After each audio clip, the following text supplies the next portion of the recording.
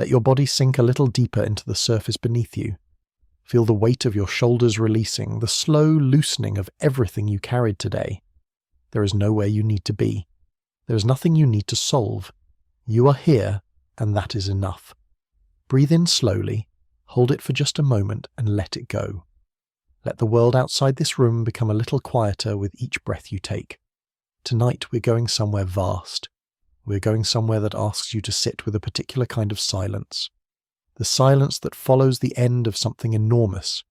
It is not a comfortable silence, but it is one that holds, within its folds, every question that matters. What does it mean to lose half of everything? What does it mean to be the one who remains? And what does the universe look like when it has been fundamentally, irreversibly broken? Before we can understand what the snap left behind, we need to understand what it interrupted. We need to stand inside one of those last ordinary mornings when the sky was still full and the streets still moved with the weight of billions of lives in motion. There is a particular cruelty to ordinary mornings that precede catastrophe. They ask nothing of you, they offer everything, and they give no signal whatsoever that they are the last of their kind. You have to imagine a city, any city, the noise of it, the layered, complicated, utterly unremarkable noise of human beings going about the ancient business of being alive. Someone is making coffee. Someone is arguing gently about what to have for breakfast. A child is being dressed with more urgency than the child thinks is necessary. A bus is late. A dog is being walked.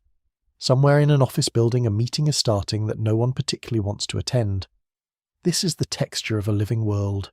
This is what 3,000 years of civilization had built itself into, this dense, breathing, irritating, irreplaceable fabric of small moments. The Avengers understood threat. They had calibrated their entire existence around the detection and neutralization of danger at a scale the ordinary world could not process. Alien invasions, rogue artificial intelligence, the slow corruption of institutions that were supposed to protect what was fragile. They had faced all of it, and they had, in some form, prevailed.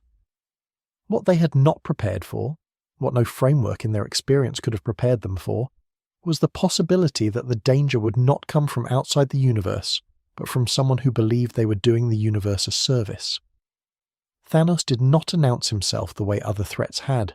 He did not build armies visibly. He did not make demands. He moved through the cosmos with the patient, terrible certainty of someone who had already decided that he was right, and was merely completing the administrative work that rightness required. By the time the people of Earth had any real understanding of who he was and what he intended, the timeline was already so compressed that understanding was essentially useless. There is something particular about the way time felt in those final hours before the snap. It was not dramatic in the way that the histories would later describe it. People on the street did not feel it coming. There was no drop in barometric pressure, no gathering of birds at the tree line, no collective unease that would allow anyone to say afterward that some part of them had known. The ordinary morning was perfectly ordinary, and then it was not. What Thanos understood, that very few had ever grasped before him, was that annihilation at scale requires no drama. It requires only a decision, made cleanly and completely, by someone with the capacity to carry it through. The Infinity Stones were not a weapon in the conventional sense. They were more like a signature. They were the universe's own machinery, redirected by a single will to rewrite the terms of what was possible. And what Thanos decided was possible was a cosmos in which exactly half of all life simply ceased. Not half of human life. Not half of life on a few contested planets. Half of all life, across every star system, every species, every biological form complex enough to be counted. The mathematics of it are genuinely incomprehensible if you try to hold them all at once. So do not try to hold them all at once. Let the number remain abstract for a moment. Let it stay in the distance, where it is large and dark and not yet personal. Because the personal comes later. The personal is, in fact, where this story truly begins. Breathe in again, slowly. Feel the stillness of the room around you. You're safe here. Whatever weight this story carries, it does not belong to you tonight. It is something you are simply witnessing, from the quiet shelter of this moment, this breath, this particular and unrepeatable now. What we are really talking about when we talk about the snap is the concept of a threshold A threshold is the point at which a thing becomes something other than what it was.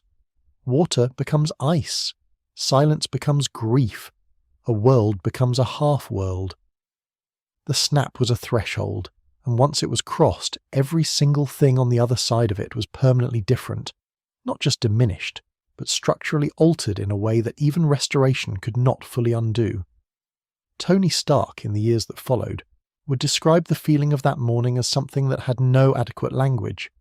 He had held the capacity for grief his entire adult life, had processed loss, had learned to metabolize it into drive, had built his armor partly from the materials of his own wounds. But the snap produced a grief that did not metabolize. It did not become fuel. It sat instead, like sediment at the bottom of everything he did, everything he thought, everything he built in the years when the world was quieter than it had ever been. Steve Rogers experienced it differently. Where Tony internalized and calcified, Steve externalized and moved. He held support groups. He sat in circles of folding chairs in community centres and listened to people describe what they had lost. And he told them, with a steadiness that cost him more than anyone in those circles ever knew, that the world was still worth living in. He believed it. And believing it, on the days when the belief felt impossible, was the most exhausting work he had ever done. These two responses, inward calcification and outward steadiness, are not anomalies. They are the twin architectures of survival. Every human being who has moved through catastrophic loss has built themselves into one or the other, sometimes both, sometimes oscillating between them like a compass needle trying to find north in a landscape where north has shifted. The snap did not invent grief. It simply produced it at a scale so vast that the whole infrastructure of human coping was pushed to its furthest edge and asked to hold. Sit with that for a moment. Not the numbers, not the cosmic scale, just the ordinary human fact that somewhere, in every city on Earth, there were people in the weeks after the snap who could not find their way back to a morning that felt ordinary, who woke up and reached for someone and found only the side of a bed, who set 2 cups out of habit and stood for a long time looking at the second cup. The world had lost half of everything, but every individual person had lost something specific, irreplaceable, and completely their own. This is where we begin. Not with Thanos, not with the stones, not with the war in Wakanda or the battle above New York or the desperate arithmetic of who had what power and whether it would be enough. We begin here in the aftermath, in the quiet that settled over a half-emptied world like dust settles after a collapse. Slowly, completely, and with a kind of finality that makes the air taste different than it did before. The universe that existed before the snap was not a perfect universe. It was crowded and argumentative and running, by Thanos' reasoning, toward a particular kind of exhaustion. But it was full. It was dense with the weight of all those lives, all that desire, all that noise and conflict and beauty and love. And then, in the span of a single breath, in less time than it takes to register the feeling of breath itself, it was half of what it had been. Half a universe is still a vast thing. You could spend 1,000 lifetimes walking through what remained and never reach the edge of it. But the remaining half knew what had been subtracted. That is the detail that matters most. The universe that survived the snap did not simply find itself in a quieter version of itself. It found itself in a wrong version of itself. The wrongness was not loud. It was not dramatic. It was the wrongness of a sentence with a word missing, readable but unmistakably incomplete. Let your breath slow once more. The story is just beginning, and there is no hurry. All the hours of this night belong to you, and we will move through this history the way water moves through stone, slowly, steadily, and with time enough to reach the places that are hardest to reach. Close your eyes a little more. Let the room hold you, and let the silence tell you what the universe learned when it was cut in half. The cities of Earth had their own particular relationship with the ordinary morning before the snap.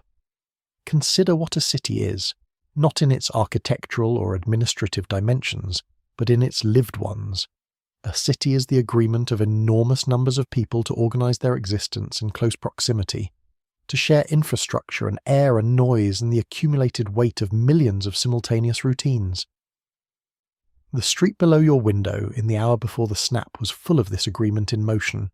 The delivery trucks and the commuters and the people walking dogs and the cafe owners unlocking their doors and the school buses executing their precise and improbable choreography.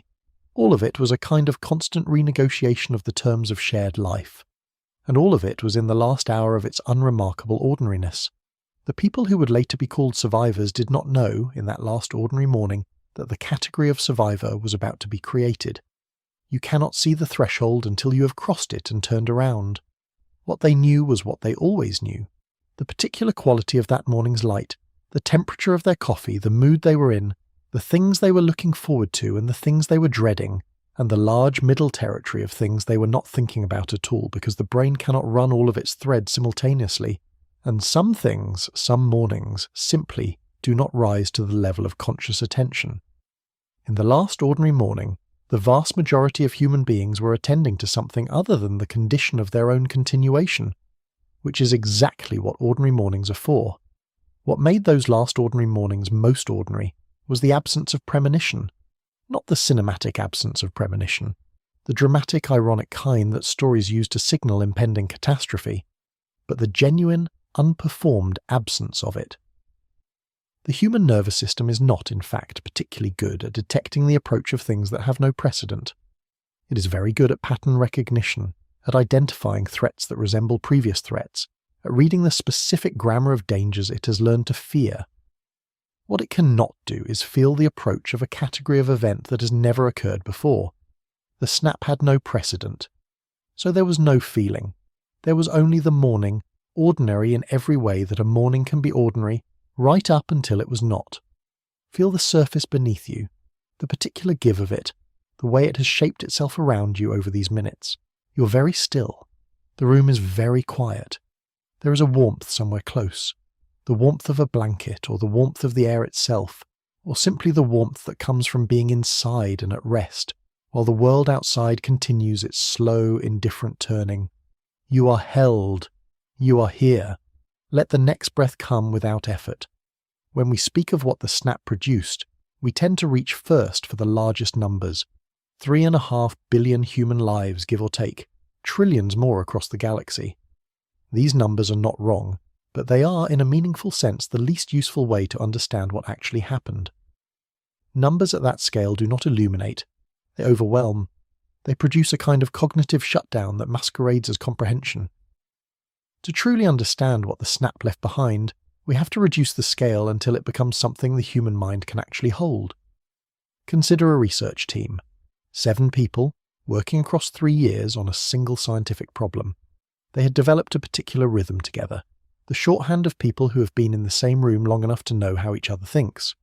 2 of them are gone after the snap. Not the team leader, not the person who had made the most recent breakthrough, but 2 others whose contributions were woven into the work in ways that took months to identify. The research does not stop, but it slows, and it changes direction slightly because the people who remain are not the people who would have made the next set of decisions. The work that results is not the same work that would have been done, and the discoveries it does or does not produce ripple outward into every field that would have been touched by them. Multiply this by every research team on Earth, every hospital ward, every shipping crew, every school classroom where the teacher or some portion of the students simply disappeared mid-sentence, mid-lesson, mid-year. The snap did not merely remove people, it interrupted processes, it severed threads of accumulated knowledge, institutional memory, relational trust, and collaborative momentum that had taken years to build. What vanished in an instant would have taken decades to reconstruct, if reconstruction were even possible, which in many cases it was not. The infrastructure failures in the first weeks were significant and strange, not because the world lacked the technical capacity to function.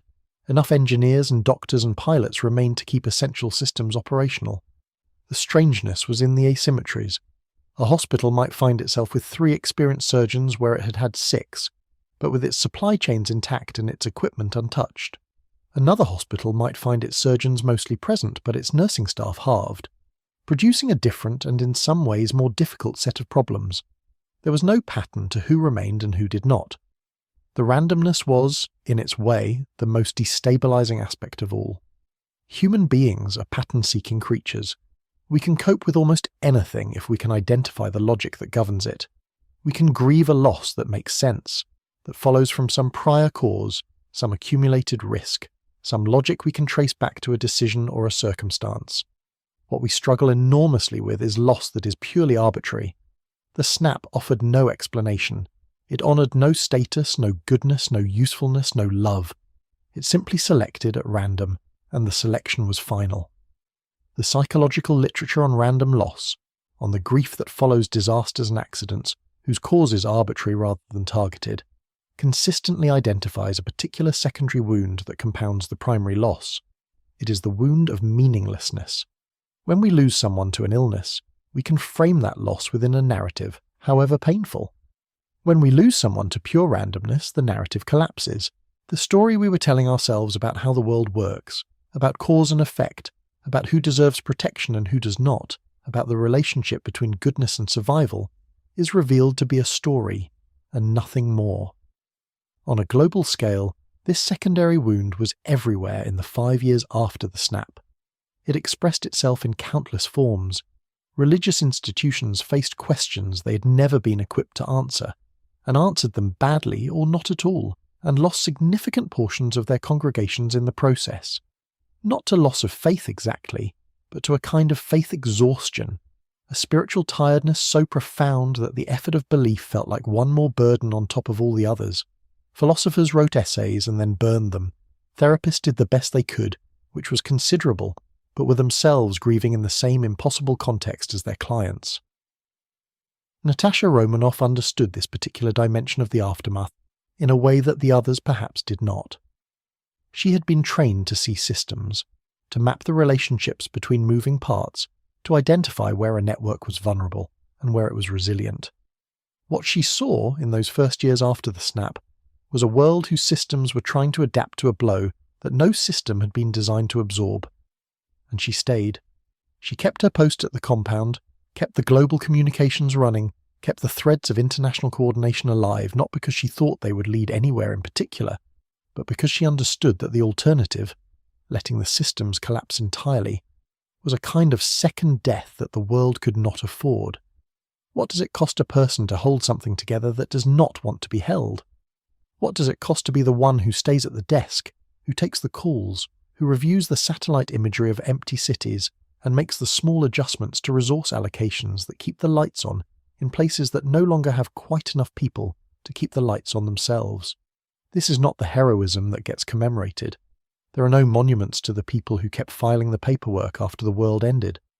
But the paperwork mattered. The steady, unglamorous maintenance of what remained was, in its way, the most essential act of survival that the post-snap world produced. The animals noticed before the humans did, in certain respects.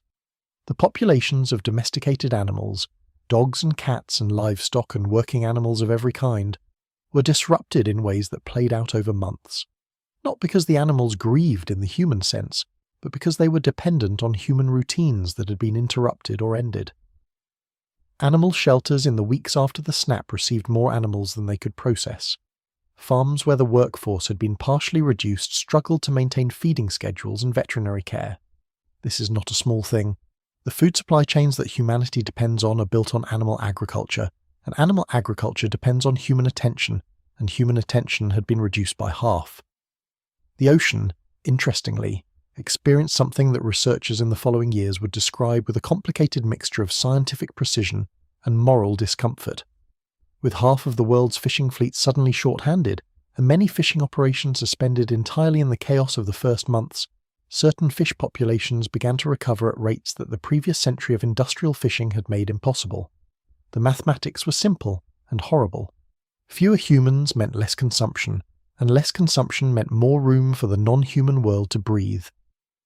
The scientists who documented this recovery understood exactly what it meant, and most of them found it very difficult to write about. There is something here that Thanos had anticipated and the Avengers had not. The argument he made, the one that he held onto with the fervour of someone who has decided that their certainty is a form of compassion, was precisely that a reduction in consumption would allow the systems of life to stabilise. He was not wrong about the ecology.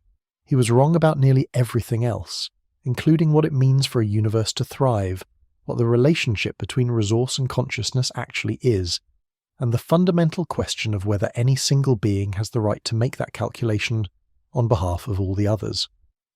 But the ocean fish, recovering in the quiet of those 5 years, did not know any of this. Thor carried the arithmetic of the snap differently than anyone else. He carried it in the oldest possible register, as a king who had lost his people. Not half of his people had already been taken from him before the snap, on the ship above a burning Asgard. What the snap represented for Thor was the confirmation of a pattern.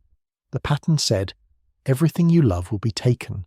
The pattern said, your strength is not protection, it is only delay. The pattern said something else too, something he could not quite articulate. Something about his own role in what had happened, something that he turned away from because to look at it directly was more than he was able to bear. There is a particular kind of survivor's guilt that belongs to people who had the power to prevent a catastrophe and did not. It is not the same as the guilt of the survivor who simply lived when others died, who was in the wrong place at the right time, who escaped by accident. The guilt that belongs to power that was present and insufficient is a different and in some ways more corrosive thing. It does not accept the comfort that says there was nothing you could have done. Because there was something you could have done, and you did not do it quite right, and now half of everything is gone. Bruce Banner in the aftermath channeled what might otherwise have become an unbearable guilt into something that looked very much like scientific humility. He had spent years at war with the Hulk, with a part of himself that was powerful and uncontrollable, and likely to cause harm even when it intended otherwise. He had arrived at, finally, a kind of peace, and that peace had come too late to matter on Titan. The science of what he had achieved in himself was real. The timing was simply wrong. And he carried that wrongness into every lab hour, every research conversation, every quiet moment when the weight of what had been lost pressed down on the work and asked whether the work was enough. Half of everything. The arithmetic is simple, the consequences are not. And what we have only barely begun to describe is the surface of a disruption that reached into every system, every relationship, every quiet corner of daily life, and left nothing entirely unchanged. The world that remained after the snap was not smaller in a clean, manageable way. It was not a world where everything simply happened at half the previous intensity. It was a world where the connections between things, the web of dependency and reciprocity and accumulated trust that holds a civilization together, had been torn in thousands of places simultaneously and was trying, with whatever remained, to hold. Let your breathing settle. Let the numbers fall away. What we are really trying to feel, underneath all of this, is the texture of a world that knows it is incomplete. A world that goes about the business of continuing, that makes food and repairs roads and teaches the children who remain and maintains the machinery of daily life, while holding, somewhere beneath all of that continuity, the permanent knowledge of what is missing. The world did not stop, but it moved differently, with a particular weight in its step, with a particular quality of silence in the pauses between things, and that quality of silence is what we will spend the rest of this night inside, not to mourn it, though mourning is appropriate, but to understand it, because understanding it is the only way to understand what it means that 5 years later, a door opened and someone stepped back through it, and the universe was asked to reckon with the possibility that what had been lost might be returned. But we are not there yet. There is much more silence to walk through first. The economic disruption produced by the snap was so complex in its immediate expression that the economists who studied it in the years that followed used language that had previously been reserved for natural disasters.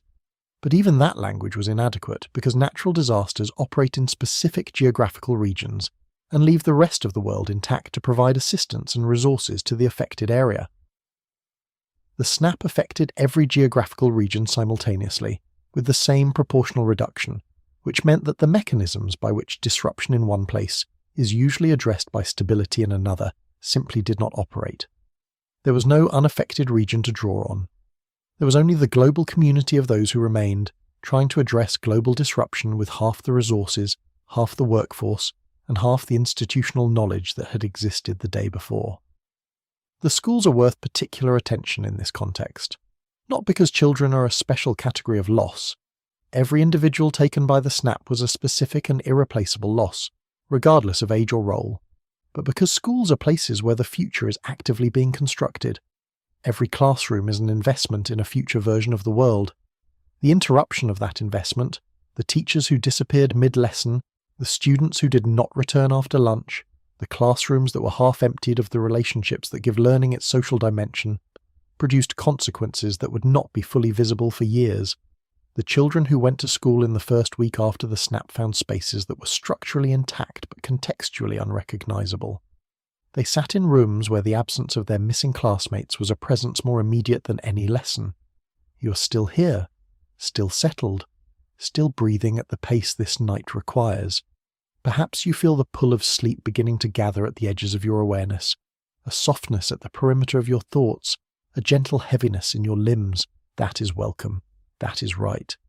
Let it come slowly, the way fog comes in from the water, unhurried and complete. There is no need to chase it. There is no need to do anything at all. Just breathe and let the story continue around you. 5 years is a long time. Long enough for a child born the week before the snap to begin attending school. Long enough for the trees along an abandoned highway to start reaching their branches over the road. Long enough for grief to change its shape. Not to end, not to resolve, but to become something that a person can live around rather than simply underneath. The 5 years after the snap were not years of paralysis. They were years of a strange, reluctant adaptation. The world was learning how to be what it now was. The cities that had lost the most visible proportions of their populations, the dense urban centres where the randomness had expressed itself in particularly concentrated ways, went through a process that urban planners had no language for. Buildings were not demolished. Infrastructure was not decommissioned. The city simply expanded into itself. Neighbourhoods that had been crowded found room. Housing prices shifted in ways that benefited some and disoriented others. Parks were quieter. Restaurants closed, not because of any dramatic event, but simply because the margins of a half-full world made them unviable. There were communities that chose to contract rather than expand. Smaller towns and rural areas sometimes made the collective decision to consolidate, to leave the houses on the edges of their footprint empty, to draw everyone into a tighter centre, to live at a density that felt more like what they had known. This was, in its way, a form of grief management. The human animal does not do well with visible absence. The empty house next door is a daily reminder, in a way that the occupied house at the centre of town is not. So people move toward each other, and the emptied edges of their communities quietly return to longer grasses and the slow reclamation of whatever was rooted there before. Animals moved into those edges, not dramatically, not in the way that certain post-apocalyptic stories imagine, with wolves at the doorstep and deer grazing in the city square. More quietly than that, a hawk nesting in a building that no one entered anymore. A family of foxes establishing territory in a park where the footfall had halved. And these were not conquests. They were simply the ordinary movements of creatures following their nature into spaces that had become available. The world did not stop being a world. It became a slightly different version of one. What happened to the people who remained varied enormously by geography, by temperament, by the specific arithmetic of what they personally had lost? Some people found that the 5 years produced an unexpected and almost guilty clarity. With fewer social obligations, with more physical space, with the strange gift of reduced competition for resources, they built things they had not previously had the room or time to build. They wrote. They learned skills they had always deferred. They formed communities with the people who remained in their immediate vicinity, in ways that the pace of the previous world had never quite allowed. This is not a comfortable thing to say. It sits alongside the grief without resolving it. The fact that some survivors thrived, in certain specific and limited ways during those 5 years, is not an argument that the snap was anything other than catastrophic. It is simply a true thing about human beings, that they are adaptive in ways that sometimes surprise themselves, and that adaptation is not the same as acceptance, and that thriving is not the same as being whole. A person can make something beautiful in a broken world. The making does not repair the world, but it does prove that the maker is still alive. Clint Barton had not found beauty in those 5 years. He had found something else, something harder and more angular, something that wore the face of purpose but was closer, if examined directly, to controlled fury. He had lost his family in the snap. All of them. In the middle of an ordinary afternoon in a field outside the city, and what had remained of him after that was not the person who had chosen retirement, who had built a home, who had been trying to demonstrate that the extraordinary life could be set down and exchanged for something quieter. What remained was the part that had been trained before the home, before the family, before the quieter choice. What remained was the part that knew how to move through darkness without being seen. Clint's 5 years represent something important about the nature of grief without witness. He had no one to be steady for. He had no one who needed his stability. No one whose own survival depended on his presenting a coherent face to the world. What he had was himself, and the skills that remained when the reasons for restraint had been removed. He became, in those 5 years, something that he would not have chosen to become.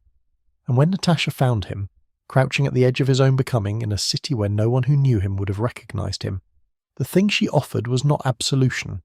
It was a reason to redirect, which is a very different thing and mattered enormously. Sit with that for a moment. The idea that grief, without witness, without reason for restraint, can redirect a person into shapes they would not have chosen. This is not a moral failure. It is a fact about human beings under enormous and sustained pressure. The structures that keep us recognizable to ourselves are largely external. The people who need us, the roles we inhabit, the expectations of those who know us. Remove those structures, and the self can drift. Sometimes it drifts towards something that needs to be found its way back from. Sometimes it drifts so far that the finding is not entirely possible. Clint had drifted very far, but not, as it turned out, quite far enough. Natasha's 5 years had the opposite architecture.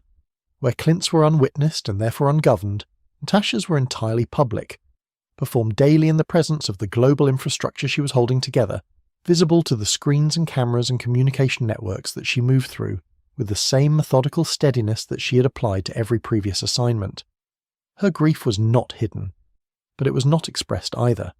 It was present in every room she moved through, a constant companion that she had learned to work beside without speaking to directly. This is a very specific skill. The ability to work beside your own grief without being consumed by it, and without numbing yourself to it entirely, is one of the more demanding forms of emotional discipline that a person can practice. Natasha had been trained in forms of discipline that most people would find incomprehensible. The emotional kind was in some ways the most demanding, because the body can be trained to do almost anything with enough time and repetition. But the heart resists instruction. It keeps its own calendar. It grieves when it decides to grieve, and no amount of operational necessity can entirely override that decision. On another planet, or rather, in another corner of what had once been a more populated cosmos, the Guardians who remained were doing something that might have looked, from the outside, like normalcy. They flew. They took jobs. Rocket maintained the ship with a focus that was almost aggressive in its intensity, the way someone keeps their hands busy to keep their mind from settling on what it cannot change. Nebula moved through her grief in the geometry of old habits, through a relationship with herself that was still, in those years, more conflict than peace. The ship was small. The silences in it were large. Rocket, of all of them, may have had the most complicated relationship with the mathematics of the snap. Because Rocket understood in a technical sense that the others did not, exactly what the Infinity Stones had done. He understood the physics of what had occurred, the mechanism of it, the sheer engineering of channeling energy at that scale through a biological conduit. He could, if he allowed himself to, run the numbers on why it had worked, and he was very careful not to allow himself to do that for longer than was necessary, because running the numbers meant thinking about whether the numbers could run in reverse, and thinking about whether the numbers could run in reverse meant the particular kind of hope that he had decided was more dangerous than despair. Hope, in the post-snap world, was a complicated substance. It was not absent. Human beings are constitutionally resistant to its complete elimination. It surfaces in the most unlikely places, in the most chemically hostile emotional environments. But in those 5 years, Hope had learned to wear a very modest face. It did not present itself as the expectation of reversal.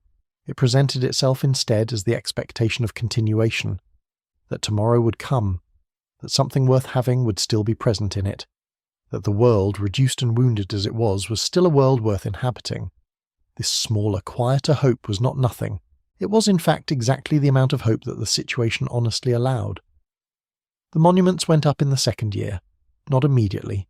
There had been a debate, quiet and serious, about whether to build them at all. Some argued that permanence was wrong, that to fix the loss in stone was to accept it in a way that felt like surrender. Others argued that the loss deserved acknowledgement, that the names deserved to be held in something more durable than memory, that memory itself was subject to the same randomness that had taken the people, that the survivors themselves could be taken by ordinary death, by age and illness and accident, and with them whatever living recollection they held. The monuments were built. They were quiet places. People visited them in the early morning before the day's obligations began, and stood in front of the names, and did not always know what they were looking for, but seemed, in some cases, to find it. The world 5 years after the snap was not a destroyed world. This is important. It was a diminished world. Not in spirit, not in capacity, not in the essential human drive toward meaning and connection, and the construction of something worth building. But it was a world that knew itself to be missing something, and that knowledge had changed the quality of everything, the texture of a morning, the weight of a conversation, the specific silence that falls between two people who have both lost someone and have never spoken about it directly. 5 years is exactly long enough to begin to accept something as the new terms of reality. Long enough that children born into the post-snap world had no memory of a fuller one, had grown up with the current world as their baseline, their normal, their unremarkable condition of existence. This is what time does to catastrophe. It incorporates it. The wound becomes part of the body. The scar becomes part of the face. And the world that was, which felt so immediate and irreplaceable in the first days of absence, begins to recede into a quality of loss that is still real, still present, still carried, but carried more lightly than before, and further from the front of the mind. Into this particular 5-year silence, into this world that had learned, incompletely and imperfectly but genuinely to continue, a rat walked across a control panel, and the silence began, very slowly, to end. The architecture of grief in those 5 years produced some of the most interesting social formations that the surviving world generated. People who had no previous reason to know each other found themselves in the same support groups, in the same volunteer networks, in the same informal communities of people who were simply trying to keep the lights on in a half-empty building. The snap was, in this respect, egalitarian in a way that almost nothing else in human history had been. It cut across every social division, every line of class and nationality and language and belief, and left the survivors on the same side of the same loss. This did not erase those divisions. Nothing erases human divisions entirely. They run too deep, they serve too many functions. But it created, for a period, a layer of shared experience that ran underneath the divisions and occasionally, in specific moments and specific places, made them feel less absolute. The musicians who survived the snap produced work in those 5 years that is recognizable as its own genre, though it was never named as such during the time it was being made. It is music that knows it is being made in a diminished world. Not music about loss exactly, because all music is partly about loss, but music that carries the specific texture of a world that has been interrupted. There is a quality in it that is harder to describe than to recognize, a particular kind of space inside the sound, a willingness to let silence have a function that it does not always have in music made in fuller times. The composers who produced the most significant of this work were, almost uniformly, people who had lost someone specific, and who had found that the specific loss had changed the way they listened to silence. The room is still. Let your awareness rest on that stillness for a moment, not reaching for it, not holding it, just noticing it the way you might notice the quality of light through a curtain. Something has settled in you by now. The weight of the day has moved further away. Your breath is doing its work without any effort from you, rising and falling in its own reliable rhythm. There is nothing required of you tonight but this, to be still and to listen as the story moves into its turning. It began with a rat, a small, unremarkable animal in an unremarkable parking facility, moving through the machinery of what had been Scott Lang's storage unit in the way that small animals move through any space that offers food or shelter, or simply the possibility of warmth. The rat had no knowledge of what it was doing. It was navigating by instinct, following the geometry of available paths, the way all creatures do when they have no capacity for intention. And in doing so, it activated the controls of a quantum tunnel that had been sitting, dormant, in the back of a van for 5 years. Scott Lang materialized from the quantum realm having experienced what felt to him like approximately 5 hours. He had gone in as a man with a specific plan in a specific world. He came out in a version of that world that had moved on without him, that had built its monuments and restructured its economies and found its reluctant rhythms, while he had simply been absent, suspended in the strange temporality of a dimension where time does not operate the way it does in ordinary space. The disorientation of that emergence is worth sitting with. To step out of a moment and find yourself 5 years ahead of it, not in the sense of having lived through those years, not in the sense of having watched the world change in the incremental way that change usually happens, but simply to find yourself suddenly in the aftermath without having traversed the middle, is a particular kind of temporal shock that no category of human experience had previously prepared anyone for. Scott walked through a world that everyone around him had spent 5 years learning to live inside. He had not learned it. He was arriving at a conclusion whose premises he had not yet read. He looked for his daughter. The mathematics of what he might find, whether Cassie was among the half who remained, whether the specific lottery of the snap had taken her or spared her, occupied whatever space in him was not already filled with the disorientation of re-emergence. When he found her, and found her older by 5 years rather than 5 hours, the feeling that moved through him was so complex as to be almost beyond categorization. She had not been taken. She was alive. She had grown. She had done all the growing that he had been absent for. She was alive. What Scott understood, in the hours that followed, was something that the others had been too close to the grief to see clearly. He arrived with the perspective of someone who had not been in the room for 5 years of accommodation to loss. He had not built the emotional architecture of acceptance around what had happened. He saw it with the eyes of someone who had just heard the news, and what he saw was a problem rather than a fixed condition. His question, what if it could be reversed, was not a new question.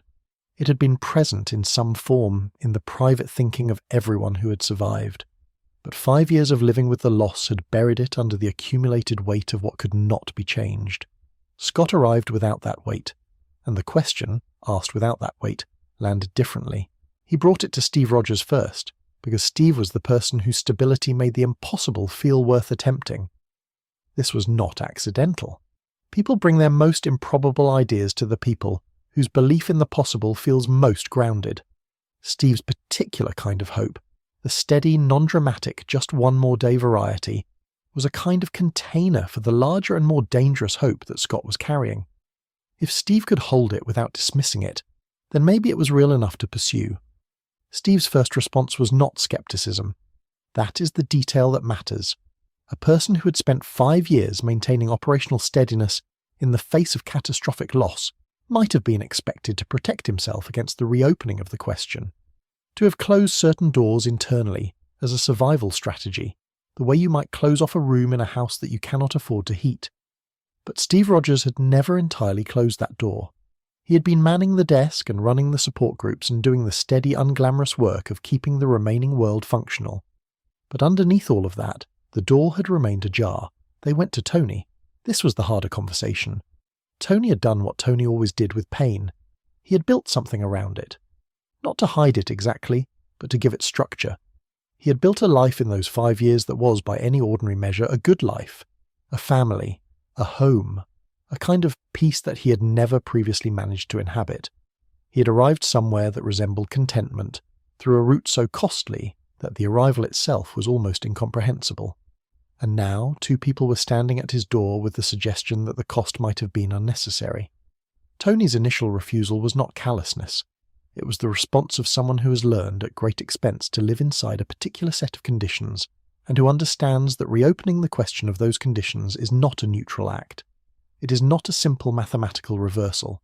To unaccept what you have accepted is to go back through everything the acceptance cost you. And what it had cost Tony was enormous. The peace he had found was real, and he was right to understand that it was fragile, and that what Scott and Steve were proposing could shatter it.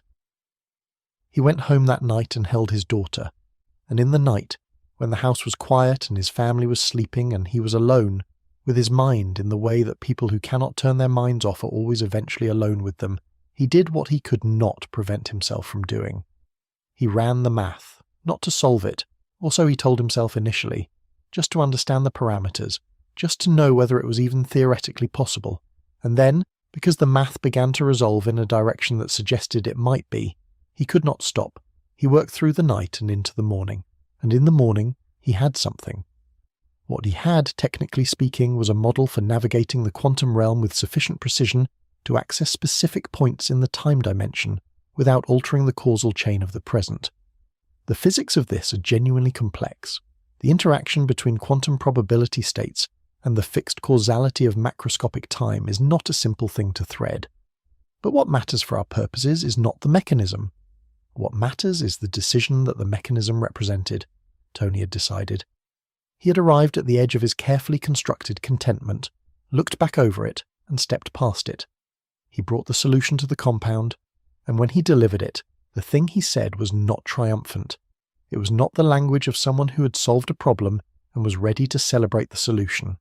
It was the language of someone who had looked at what he was about to do and understood exactly what it was going to cost. He said that he had done it. He said that he thought they could do this. And then he said the part that contained everything, the acknowledgement that doing this meant going back into the places where the lost lived, and that he had made his peace with that, and that he needed everyone else to be prepared to do the same. Natasha received this news the way she received most things, with a stillness that was not absence, but rather the outer expression of an interior that was processing very quickly. She had kept the operational thread alive for 5 years partly because she believed, on some level that she had not been ready to name, that the thread was leading somewhere, that the maintenance had a purpose beyond itself. And now, perhaps, she was looking at what the purpose had been. Thor's arrival at the compound in those days was something the histories tend to describe with a kind of delicacy. He had become, in 5 years, a version of himself that bore the marks of grief and guilt in ways that were immediately visible and somewhat heartbreaking to anyone who had known what he had been. The strength was still there, somewhere. It had not left him, because it was part of what he was at a cellular level, but it was buried under layers of accommodation and avoidance and the particular kind of self-reproach that belongs to someone who has decided that their failure was final. He was not ready. And what the compound represented to him was the demand to be ready again, before he had processed the question of whether readiness was something he still had access to. Clint was found by Natasha in Japan. The conversation that took place between them in that moment is, in its way, one of the quietest pivots in the entire history of what followed. She had known him longer than almost anyone. She knew what he had been before, and she could see what he had become, and she did not pretend that the distance between those two things was small. She offered him what she had, the possibility of purpose, redirected from what it had become back toward something that might include the people he had lost. That offer, that specific and carefully calibrated offer, was the hinge on which his next years turned. Bruce Banner arrived with the particular combination of capability and self-awareness that his years of integration had produced. He was no longer at war with himself in the way he had been. The two natures had found their terms, but the integration meant that he now carried all of it, the intelligence and the regret and the power and the memory of what had happened on Titan, in one body, in one continuous awareness, without the possibility of compartmentalizing the difficult parts into a persona that could be kept separate. He remembered everything. He felt everything. He was ready to try. This was the team then, not the team as it had been, not the full complement, not the best version of what they had assembled before. The team as it remained, carrying everything that the 5 years had deposited in each of them, with all the sediment of grief and guilt and adaptation and fragile peace. This was what was available, and it was going to have to be enough. The quantum realm, as Scott experienced it during his inadvertent 5-year residence, was not a void. It was not the absence of the world so much as a different registration of it, a dimension in which the ordinary categories of matter and energy and time operated according to principles that had no vocabulary in any language Scott had previously spoken. He was not conscious of the passage of the 5 years. He was not unconscious either, in the way that sleep is unconscious. He was in a state that the later scientific literature on quantum realm exposure would describe as superposed, simultaneously in a condition of potential experience and actual non-experience, the way a particle is simultaneously in multiple states until observation collapses it into one. When the rat activated the return sequence and Scott materialized in the parking facility, the transition was not gradual. It was the most instantaneous thing he had ever experienced. One moment, the quantum realm, The next moment, the sun on a morning in a world that had moved on without him. What Scott's emergence established, beyond the specific possibility of the time heist, was a proof of concept about the relationship between quantum time and experience time. He had been inside a 5-year interval of the macro timeline without experiencing those 5 years. This meant that the quantum realm was not simply a spatial dimension, a different location in the same time. It was a temporal shortcut, or a temporal bypass, or something that none of the existing vocabulary for time quite described. It was a place where the clock of the experienced world had been disconnected from the clock of elapsed time. And if you could disconnect those two things and then reconnect them at a chosen point, you were not travelling through time in the science fiction sense of moving a vehicle forward or backward along a timeline. You were doing something more precise and more strange. You were choosing which point on the timeline to reconnect to. Let your body be heavy now, not uncomfortably so, just with the natural heaviness of the rest, of a body that has been still long enough to remember that stillness is its own kind of coming home. The breath moves in you without guidance. Your mind is softer at its edges than it was when the night began. There is a quality to this particular hour. This hour between the beginning of sleep and the depth of it. That is extraordinarily tender. Stay in it. Let the story continue in the background of your resting mind, the way rain continues outside a window that you're no longer watching. To go back, to return, in whatever sense is possible, to a moment that has already concluded. This is the dream that human beings have been dreaming for as long as they have been conscious of time, which is to say, for as long as they have been human. The desire to revisit what was lost, to hold it again, to move through it differently, is woven into the deepest grammar of every mythology ever told. Every culture that has produced stories about this, about doors that open onto the past, about the prices such doors exact. The prices are always real. This is the detail that mythology gets right, even when it gets the physics entirely wrong. The stories know in their bones that going back costs something, that the past is not a neutral archive that can be accessed without consequence, that the person who goes back is not the same person who left, and the moment they return to is not the same moment they remember, and the gap between what is sought and what is found is always larger than the seeking imagined it would be. The Avengers were not operating within a myth, but they were operating within a structure that the myths had been rehearsing for thousands of years. The Time Heist, to call it by the name that was eventually attached to it, was not a plan for changing the past. This distinction is crucial, and it was Tony who held it most clearly. They were not going back to prevent the snap. They were going back to retrieve the Infinity Stones from moments before Thanos acquired them, bring those stones to the present, use them in the present to reverse what the snap had done, and return the stones to their moments of origin. The past, in this model, was not to be altered. It was to be quietly borrowed from. The elegance of this plan was real. So was its difficulty, because the past is not a warehouse where objects sit waiting to be retrieved. The past is a living context, full of people and relationships and causal chains that any intervention ripples through in ways that are difficult to predict. The stones existed within specific circumstances, were held by specific people in specific moments of specific conflicts, and to extract them from those circumstances required navigating those circumstances without disrupting them beyond the point of manageable consequence. Each member of the team carried their own calculus about what returning to the past meant. The missions were distributed not only by capability, but by the specific weight each person could bear. There is a kind of institutional knowledge that operates in groups that have survived together, an understanding of who can carry what, not in terms of physical capacity, but in terms of the deeper load-bearing. Steve and Tony went to 2012 New York because they were the ones who had been there, who knew the shape of that particular battlefield. But they also went because something of what they needed to retrieve, a truth about the journey they had taken together, about the distance between who they had been and who they had become, could only be encountered in that specific context. Nebula and War Machine went to 2014 Morag. This was a mission about a stone, operationally. But it was also, for Nebula, a journey toward a version of herself that she had long since moved past, or believed she had moved past.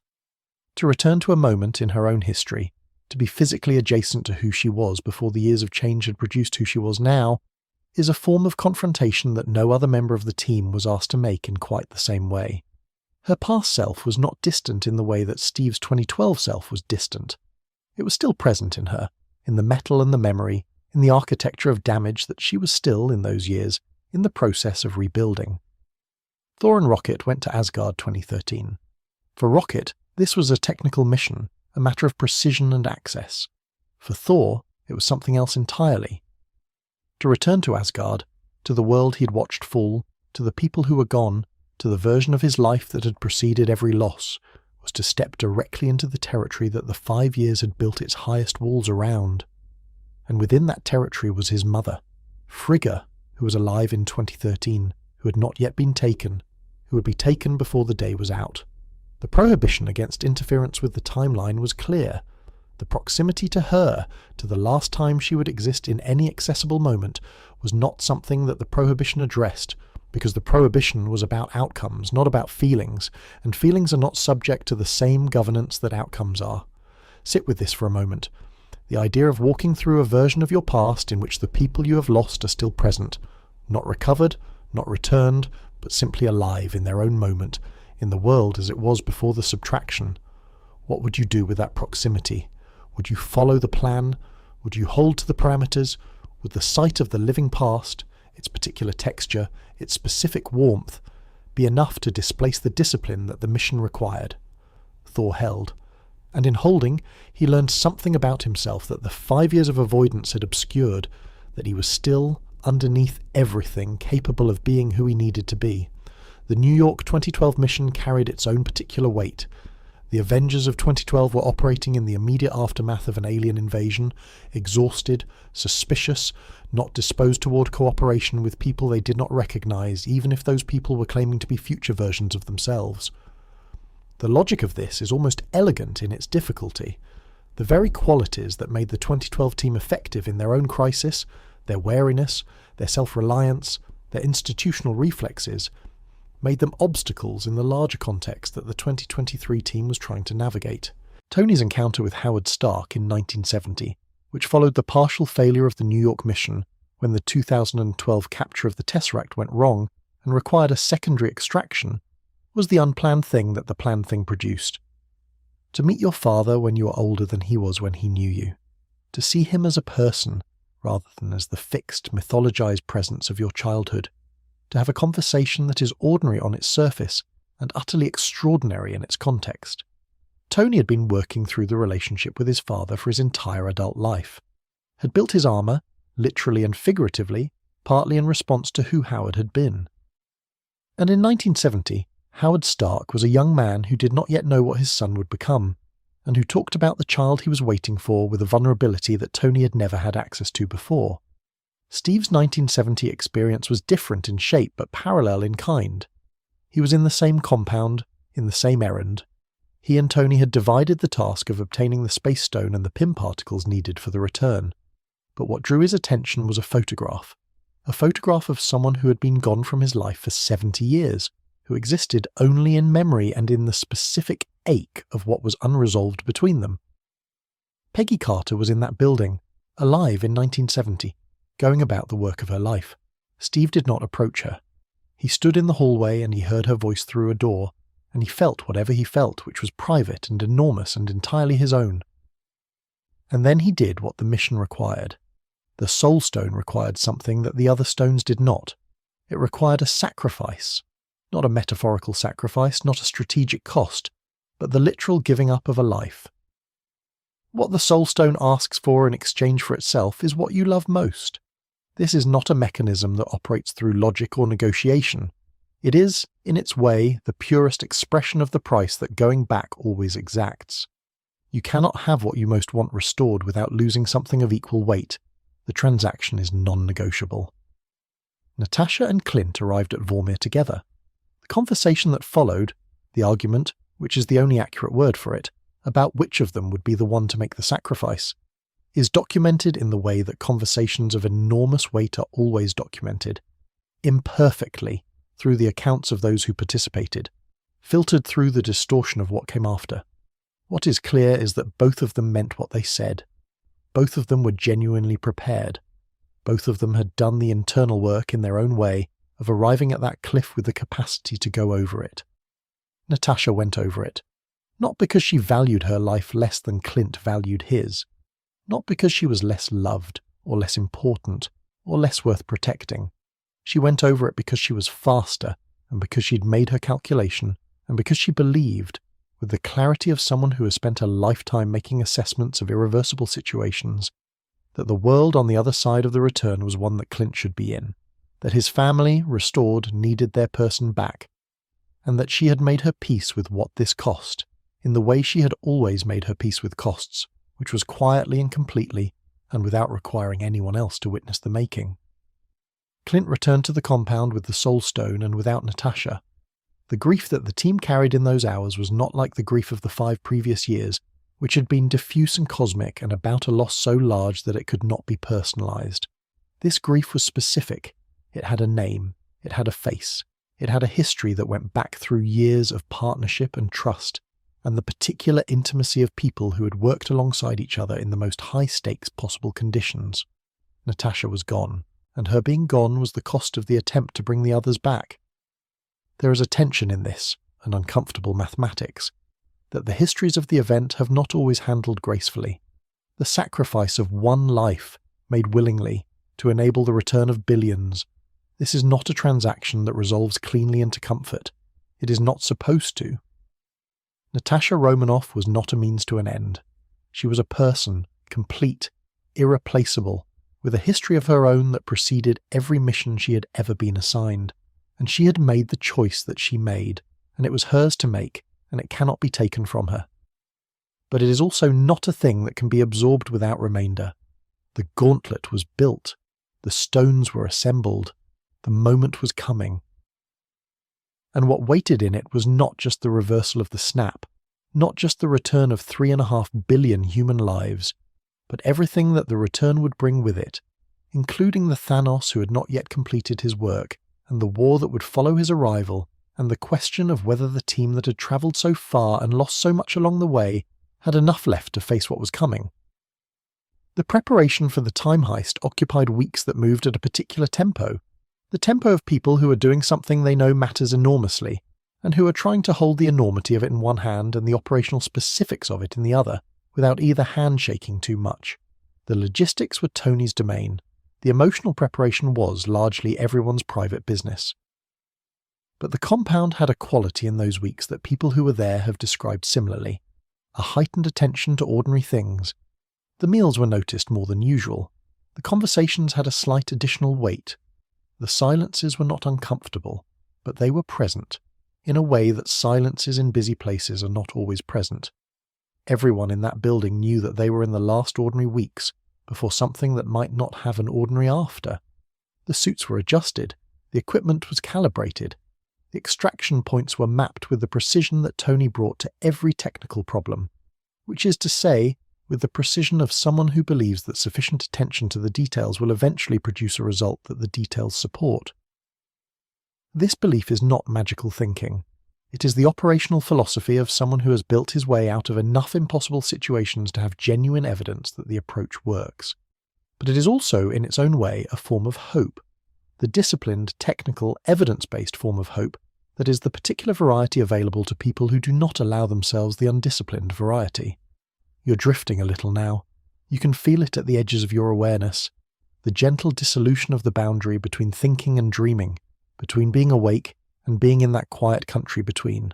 Let it come. Do not hold the thread of consciousness too tightly. The story is still here. You can receive it without gripping it. Just breathe and let the words come through you, the way light comes through water, softened, scattered, still present. The decision about who would wield the gauntlet was not made lightly. The Infinity Stones, brought together from across the timeline and assembled into a single instrument, represented a convergence of power so absolute that the human mind has no adequate container for it. Thanos had used the gauntlet and survived, just barely, and at the cost of significant damage to his body, specifically his arm and hand, which had been the conduit for the energy released. The power of the stones does not pass through a biological system cleanly. It leaves marks. It demands something from the body that holds it. Bruce Banner, the integrated Bruce, carrying both his intellect and his physiology, was the most viable option for the same reason that made him unique among them. The Hulk's biology had been built through decades of gamma exposure to absorb and process radiation at a scale no other body could match. This was not a comfortable fit. It was simply the best available fit. And Bruce, who had spent years making peace with what his body was capable of and what it cost him to be capable of it, said yes with the steadiness of someone who has already done the hardest internal work. He put the gauntlet on. The room registered the change immediately. The quality of the air, the light, the specific electromagnetic signature of power being channeled through a biological system that was under enormous strain. Bruce's face recorded what the body was experiencing. The pain was not metaphorical. It was not the pain of effort or of exertion. It was the pain of a living system being asked to carry something that existence had not designed living systems to carry. He held it. He reached for the intention at the center of it, the simple, enormous intention, and he snapped his fingers. The 5 seconds that followed were 5 seconds of not knowing. The gauntlet did not announce its results. The compound did not shake with the return of 3.5 billion lives.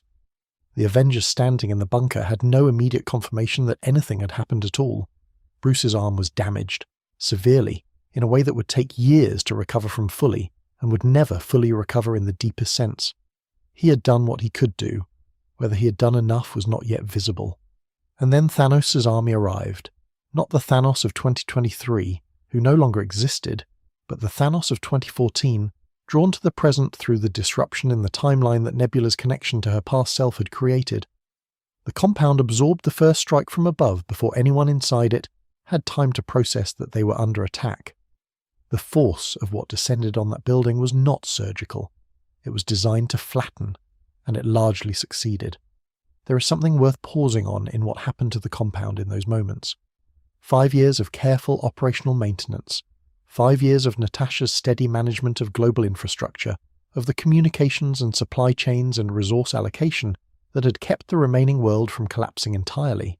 5 years of Bruce's research and rockets engineering and the quiet ongoing work of trying to hold what remained together. All of it, in the span of minutes, was in ruins. The building was open to the sky. The systems were down. The team was scattered and wounded and under attack by an army that had no reason to stop. Steve Rogers emerged from the rubble of the compound into a situation that every prior version of himself had been built for, and none of those versions had ever fully imagined. His shield was broken, cracked across its face in a way that the vibranium had never previously permitted, a detail that the observers of this moment would later reflect on as significant, as a kind of visual statement about the limits of even the best protection. He stood against the army. He stood against Thanos. He did not succeed. He was not going to succeed alone. But he stood, which is what Steve Rogers does when standing is all that is available to him. The portals opened. This is the moment that the histories always describe with the most difficulty, not because the events are hard to convey, but because the emotional weight of what the portals represented is larger than the language that was available to describe it. Through each portal came people who had been gone for 5 years, not returned gradually, not distributed across the timeline in the way the stone's return had been, but arriving simultaneously, in the specific moment when they were needed, drawn through the quantum infrastructure that Wong and the sorcerers had used to collect them from wherever in the world the Hulk Snap had returned them. Wanda Maximoff stepped through. Peter Parker stepped through. Sam Wilson stepped through. T'Challa stepped through. Okoye and Shuri and the Wakandan army. The Ravagers, the Asgardians, the Guardians. All of them, in the form they had existed in before the snap, returned to a world that had been without them for 5 years, arriving in the middle of a war they had not witnessed the beginning of. The specific quality of that arrival, the disorientation of it, the temporal vertigo of stepping from one moment into another 5 years distant, was something that would take months to process. In the immediate context, there was no time to process it at all. Peter Parker's arrival was distinguished from the others by his awareness of what had happened to him, or rather, his awareness of what had happened to everyone else, while nothing, from his perspective, had happened to him. He had been gone. He had experienced his absence as the most instantaneous of transitions. One moment on a battlefield in Wakanda, the next moment arriving through a portal into a different battlefield with the same people but 5 years older. He found Tony, and the hug that followed was the expression of something that Peter, at 17, had the vocabulary for, and Tony, at the edge of the last thing he was going to do, could only receive. Wanda and Thanos faced each other in the field. For Wanda, this was a meeting with specific gravity. Thanos was the architect of the snap that had taken Vision, had set in motion the sequence of events that had led to Vision's death, had created the context in which the Mind Stone was extracted from him, had produced the world in which she was alive, and he was not. Her grief had its own particular architecture, one that the 5 years had not softened in the way that some grief softens. She'd been returned from her own absence to a world that still did not contain the person whose existence had been the axis of her particular version of the future, and now she was looking at the person responsible. The battle produced moments that exceeded the previous language for what battles could be. Not in terms of destruction. There have been larger physical destructions in the history of warfare than what occurred at the ruined compound that day. But in terms of the density of significance per square moment, every person present was carrying 5 years of specific loss, and the thing that they were fighting for was not abstract, not a political principle, not a territorial claim, but the literal return of the people they had lost, and the prevention of what Thanos intended to do next. Because Thanos, arriving in 2023, had updated his intention. He had watched, through Nebula's eyes, the scale of what the original Snap had produced. Not the extinction he had intended, but the survival of a broken universe and its slow adaptation, and its ultimate refusal to simply accept the loss as final.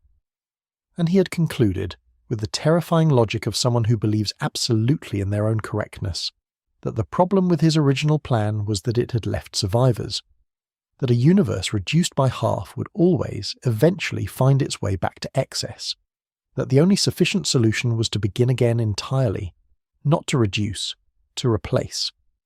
What he was proposing in his 2023 form was not what he had done in 2018. It was something categorically different. It was not a reduction of what existed.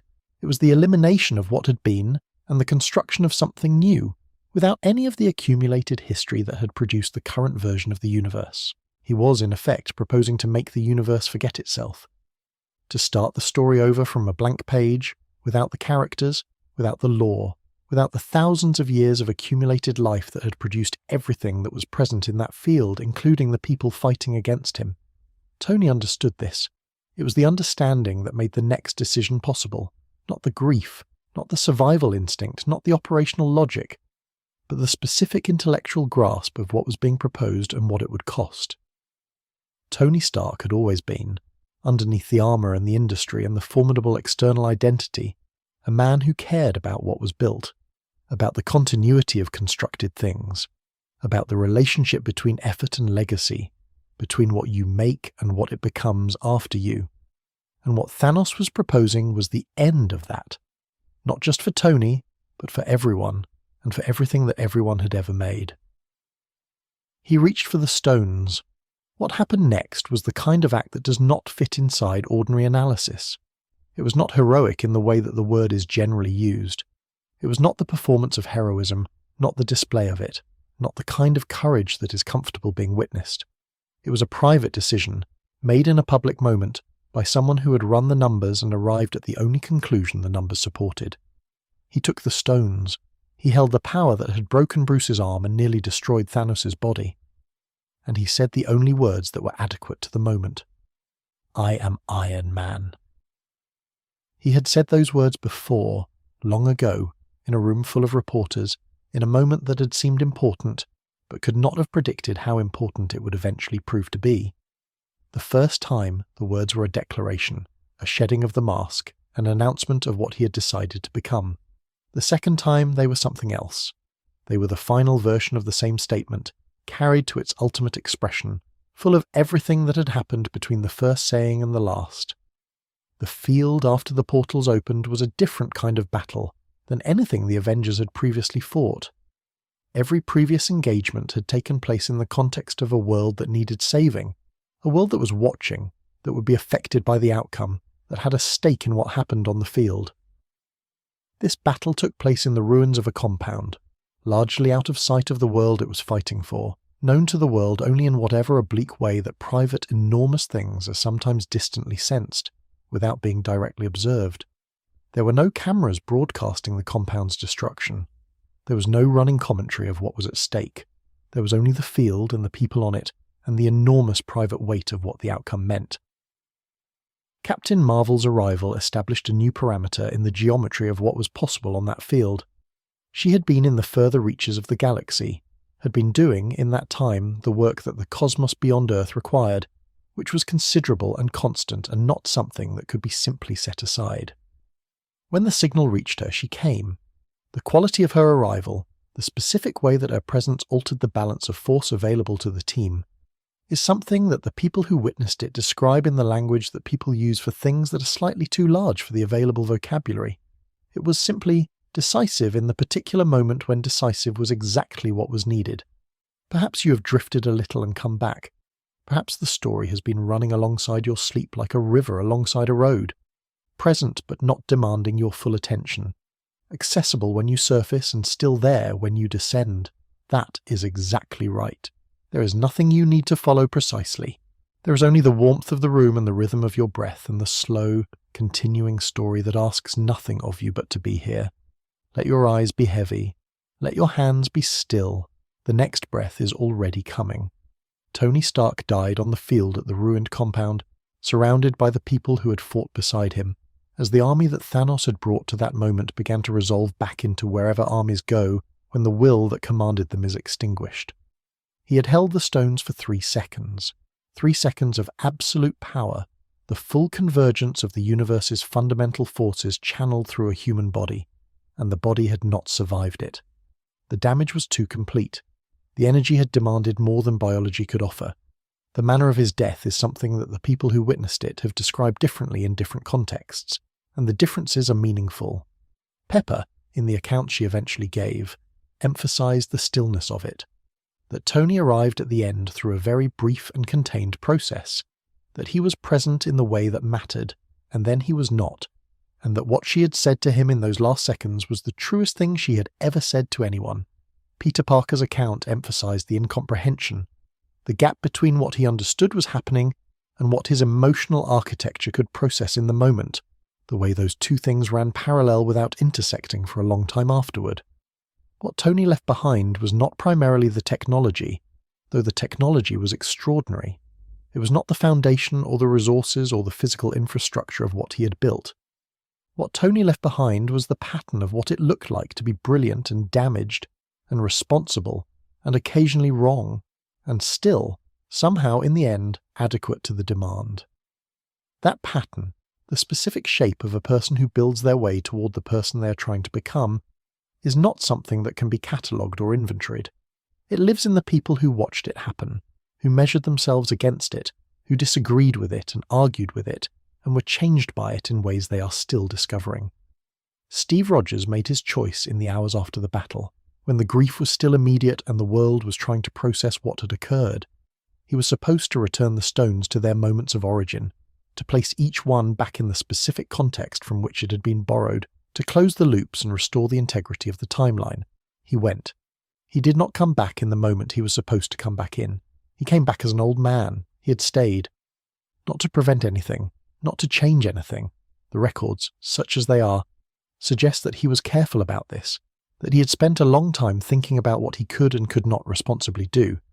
He stayed to live, to have the life that he had been moving towards since 1945, the life that the ice and the war and the relentless necessity of saving the world had prevented him from inhabiting.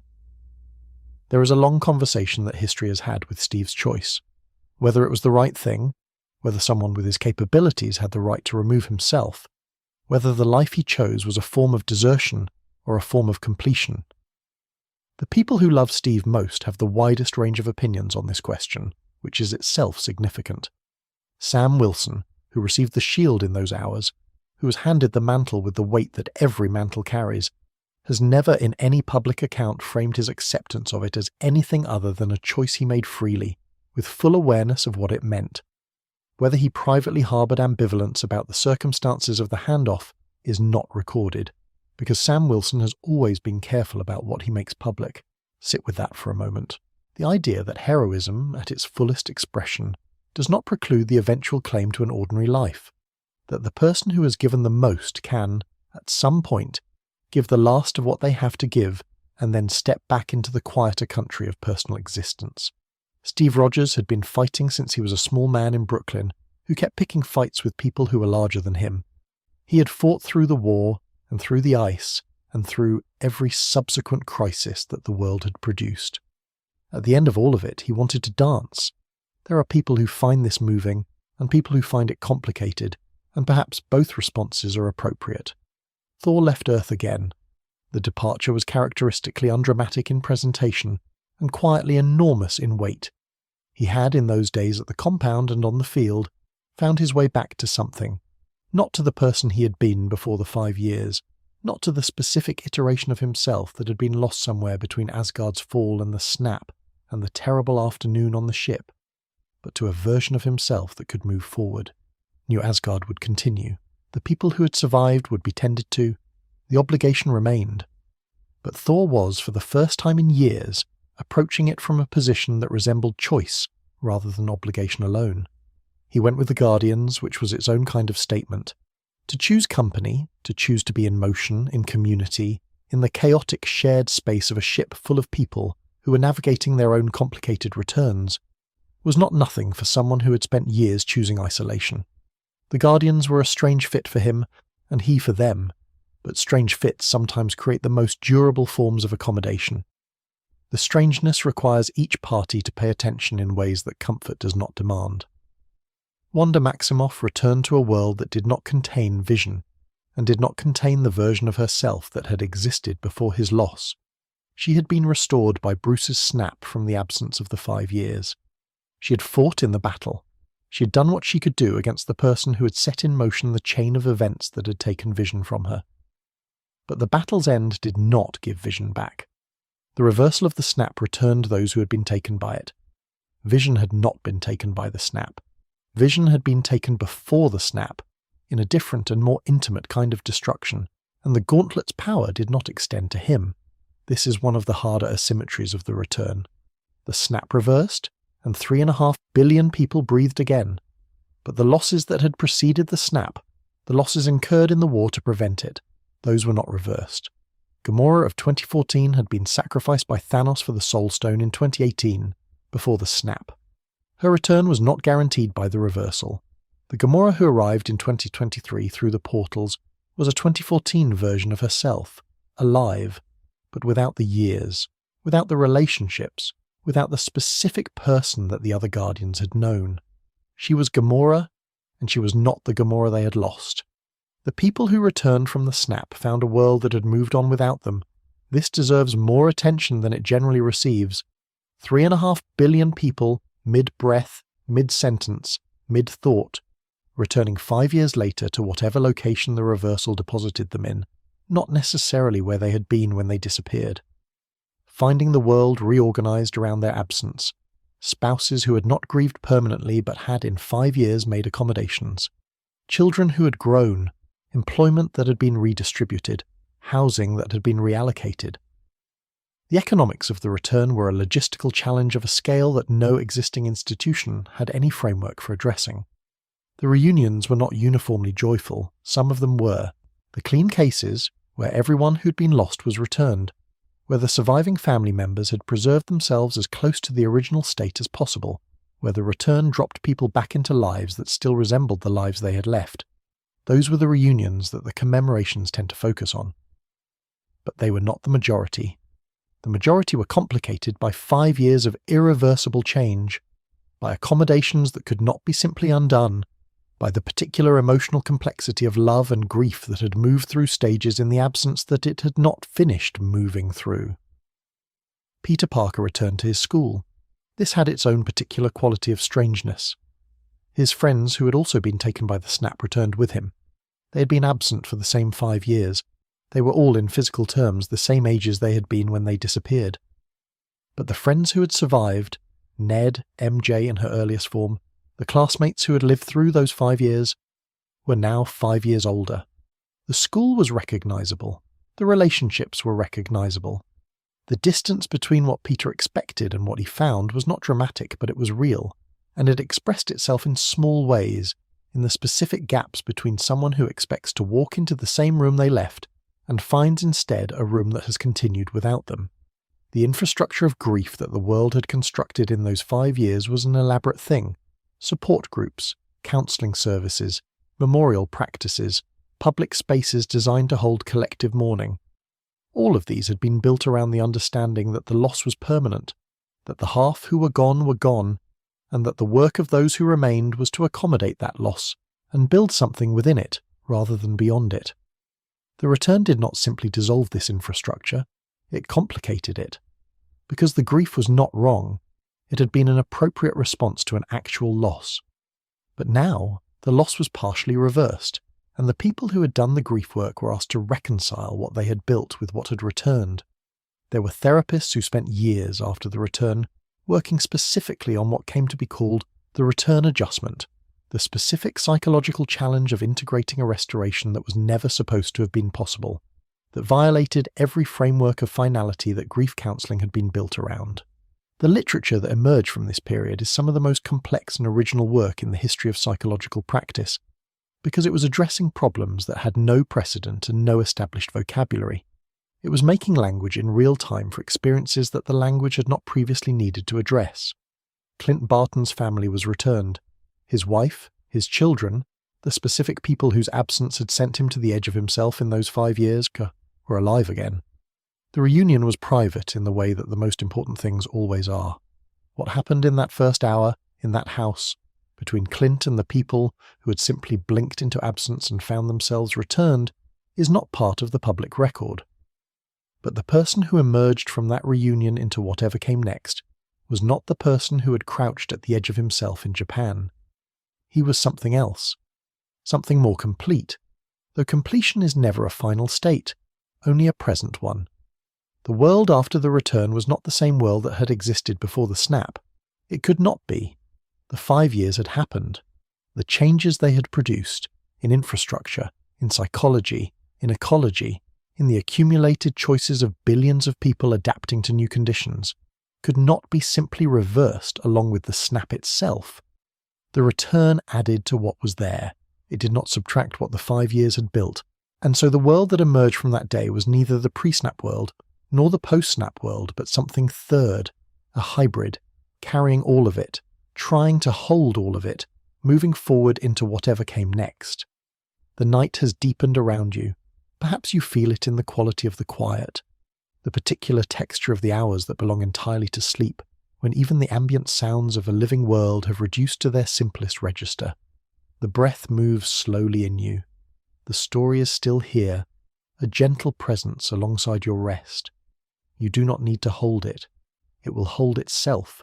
Just let the warmth of wherever you are be the only thing that matters for this next breath, and then the next. What the world looked like in the months after the return was not what anyone had imagined. The imaginings had been either too dark or too light, either the complete collapse of institutions under the weight of an impossible situation, or the immediate restoration of normalcy once the lost were returned. Neither of these outcomes materialized.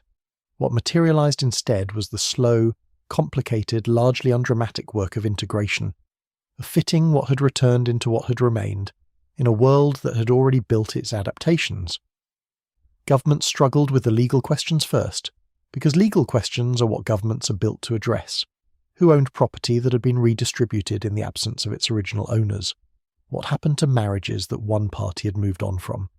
What happened to the jobs, the roles, the positions of authority that had been filled in the 5 years by other people? The courts of 100 countries produced decisions that were inconsistent with each other and internally contradictory, and sometimes simply inadequate to the situations they were addressing. This was not a failure of intelligence or goodwill. It was the inevitable result of asking existing frameworks to govern circumstances that existed outside every category those frameworks had been designed for. The returned and the remaining had to find terms for each other. This happened at every scale, between individuals in private relationships, between communities and the members who reappeared in them, between nations and the portions of their populations who had been absent and were now present again. The terms were not always harmonious. There were tensions that expressed themselves in ways that were difficult and sometimes worse than difficult. But there were also expressions of something that resisted easy categorization, a quality of human generosity in those months that the situation itself seemed to produce.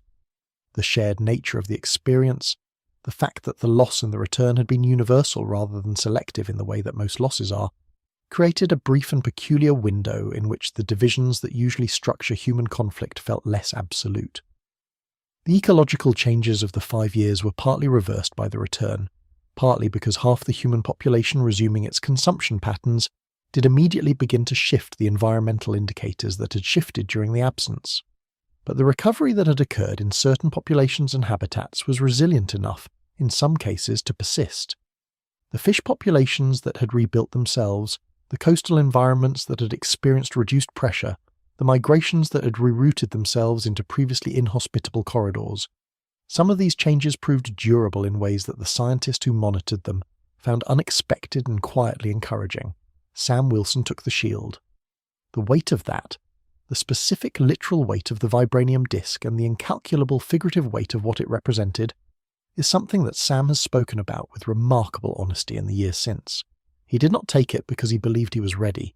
He took it because he understood that readiness is not a prerequisite for responsibility, that sometimes the responsibility arrives before the readiness, and the readiness has to catch up. He took it because Steve had handed it to him, and Steve's judgment was something that Sam had enough experience with to trust, even when his own confidence was not complete. What Sam brought to the shield was different from what Steve had brought. This was not a deficiency, it was a distinction. Steve had carried the shield from a particular historical moment, from a war that had established certain moral certainties about what the shield meant, about what the country it represented aspired to be. Sam carried it from a different position, from the experience of someone who had seen that country's aspirations from the outside, who knew the distance between the aspiration and the reality in a way that Steve had had to be taught. What Sam did with the shield would not simply replicate what Steve had done with it. It would test it in different ways, it would ask different questions of it, and in the asking, it would determine what the shield was actually made of. Peter Parker returned to school and also continued the work that Tony had equipped him for, and that the 5 years had in no way diminished the need for. He carried his grief for Tony in the way that 17-year-olds carry grief for the people who mattered most to them.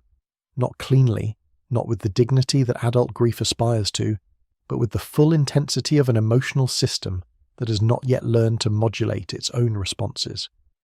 He went to space, he went through high school, he went to both simultaneously, in the way that his particular life required.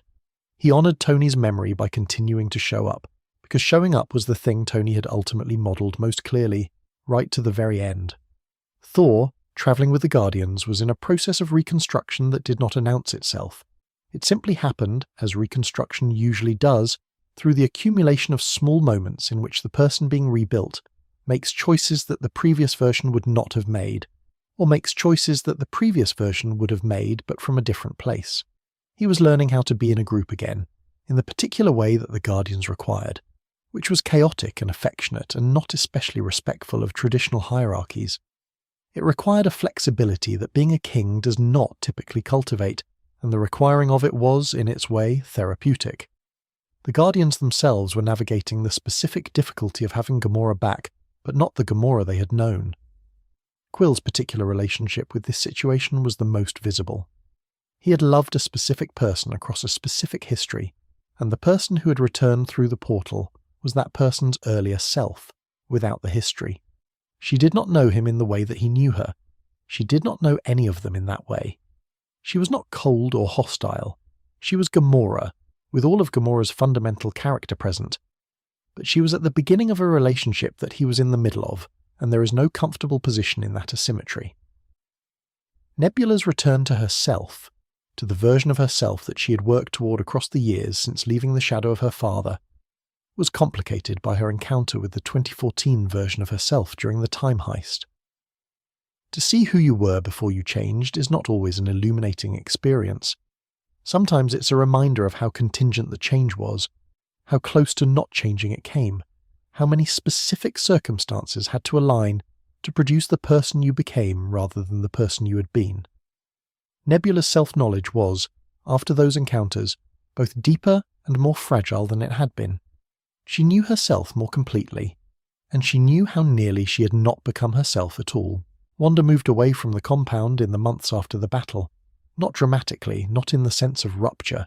She remained in communication with the people she trusted, remained connected to the world that she had fought to preserve.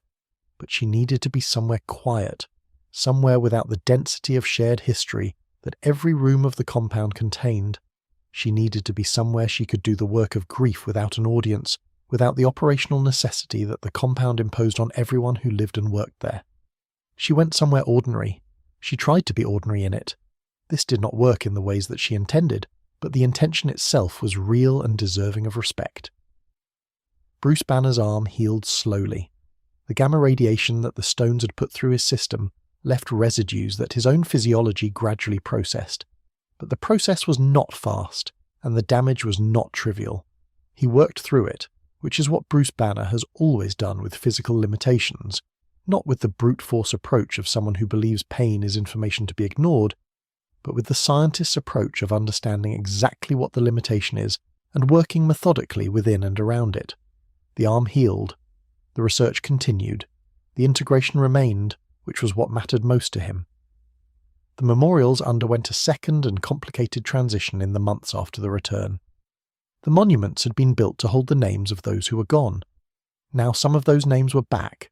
Their owners returned, alive, navigating the same adjustments everyone else was navigating. What to do with the names became a question that different communities answered differently. Some monuments were amended, new plaques explaining the return, placing the names in historical context. Others were left unchanged, on the argument that what had happened, and the monument was as much about the 5 years as it was about the individual lives. Still others were dismantled, an act that produced more controversy than any of the decisions about building them had. The children who had grown up in the 5 years, who had been infants or toddlers before the snap, and had become children of 5 and 6 and 7 in the post-snap world, occupied a particular place in the new social geography. They had no memory of the world before. They had been shaped entirely by the world as it had been during the absence. The return was, for them, not a restoration but an arrival. The sudden presence of people who were claimed as parents or grandparents or neighbours, who expected a relationship that the children had no basis for and that had to be built from the beginning. This is the dimension of the return that took the longest to normalise because it could not be rushed. A child cannot be told to feel connection to someone they do not know. The relationship had to be earned, through the patient, ordinary work of presence and time and the slow accumulation of shared experience that is the only reliable foundation for any real attachment. Some of these relationships became exactly what the returning adults had hoped for. Some of them became something different and also valuable. Some of them did not find their footing within any time frame that the story was able to track. The universe, in the months after the battle and the return, was not celebrating. It was not commemorating. It was working. It was doing the vast, unglamorous, necessary work of integration, of taking what had happened and incorporating it into the ongoing project of being a civilization, of maintaining the systems and relationships and accumulated practices that allow enormous numbers of people to coexist and occasionally to thrive. This work does not produce headlines. It does not produce monuments or records or the kind of narrative shape that history tends to preserve. It simply happens, in the background of everything, conducted by the enormous majority of people who are not heroes and who do not make decisions that change the course of events, but who show up every day and keep things working. And that showing up, that daily, unremarkable, absolutely essential showing up, is perhaps the most honest answer to the question of what the snap left behind. Not the grief alone, not the heroes, not the monuments or the legal disputes or the ecological reversals or the complicated reunions. What the snap left behind, most essentially, was the same thing that every catastrophe leaves behind in the lives of those who survive it. The continuing requirement to be a person, to make choices, to maintain relationships, to contribute to something larger than the self. The universe demanded that, and the people of it, reduced and returned and finally more or less whole again, answered. You're very close to the edge of sleep now. You can feel it in the way the room has softened around you, the way the details of your surroundings have become less specific and more general, the way your breath is deeper and slower than it was when the night began. The story is still here, moving gently alongside you. There is no need to follow it precisely. There is only the warmth and the quiet and the very slow turning of the night toward its deepest point. Stay here. Let the story continue in the soft background of your rest. The Infinity Stones were not weapons. This is the misunderstanding that persisted throughout the entirety of the crisis they were at the centre of, that they were power to be wielded, force to be directed, instruments of domination or salvation, depending on whose hands held them. They were not instruments in that sense. They were more fundamental than that. They were the foundational grammar of the universe's own operation, the forces that allowed reality to be the specific kind of reality it was, rather than some other kind. The Mind Stone, the Space Stone, the Reality Stone, the Power Stone, the Time Stone, the Soul Stone. Each one organized a different dimension of what existence is. Together, they were not a collection of weapons. They were more like the principles underlying a language, the rules that allow meaning to be constructed and communicated, without which even the most eloquent utterance becomes incoherent noise. Thanos had not acquired weapons. He had acquired the ability to edit the language that the universe used to speak itself into being. What this means is that the snap was not an act of external force imposed upon the universe from outside. It was a statement the universe made about itself, made under compulsion, channeled through a will that was not its own, but made with its own fundamental materials. The universe participated in the snap in the same way that a language participates in the writing of a book that argues against that language's continued use. The mechanism was real, the materials were authentic, the outcome was catastrophic, and the universe, in some sense, remembered it. The Time Stone allowed Strange to see forward, to survey the millions of possible futures that the present moment contained, and to identify the path through them that led to something other than total loss. He found one path out of millions in which the outcome was survivable, and what he saw in that one path was not a clean victory, not a version of events in which all losses were prevented, all sacrifices were avoided, all the people he cared about made it through without cost.